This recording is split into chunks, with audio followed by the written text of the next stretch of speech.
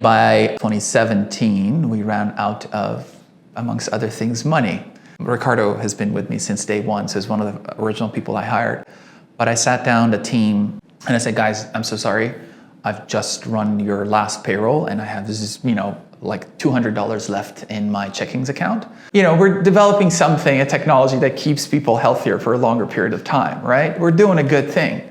So to me, coming from that background, going into these investor meetings, and bear in mind I have like zero experience stepping into this, right? I remember the day where I met my lead investor, had 3 investor meetings in the morning. There's an event I was invited to just because I knew the owner. 5-minute walk from our previous office. So walked to the event, went behind the stage. Apparently there was a competition, nobody told me that. And I was the last person presenting. As I get to the door, the lady standing in front is like, where are you going? You have to go back on stage. They're reading your name. And the video is still on YouTube. You can look it up. You need to go back on stage. And I'm like, why? She's like, I don't know. Go back on. I was like, fine. Walked back on stage. And the guy like, oh yeah, this venture just won X amount of dollars and this and that. And I'm just like, sorry, what?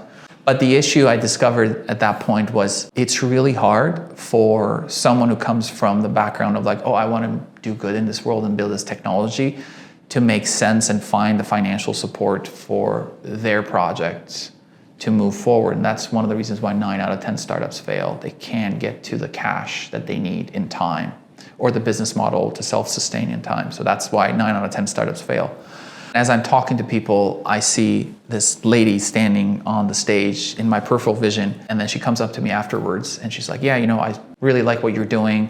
I saw the presentation, I like it. If a round comes together, I'd like to be a part of it. I had no idea that the person that I met during that event is going to be our lead investor. She comes in to our office, gave her feedback about how far we are, where we're going with the product. She's like, this is awesome, really like it. I kind of feel like there's something you're not telling me, Amir. And I remember that, and I kind of was just like, was trying to talk around that.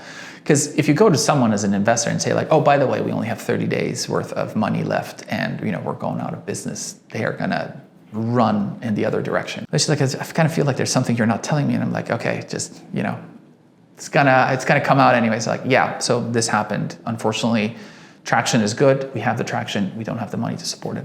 And then she goes like, okay, what is your burn? Awesome. So I'm gonna give you a check on just a handshake.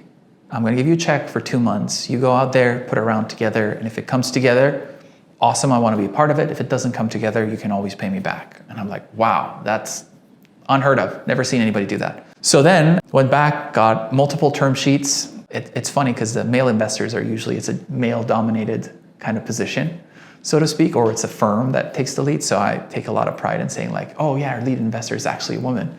And it's really funny. I realized that when I tell other male investors that our largest check is coming from, our lead investor and it's a woman, they always feel like they have to write a bigger check just to show that, they're still playing and, they have a lot of cash under their management.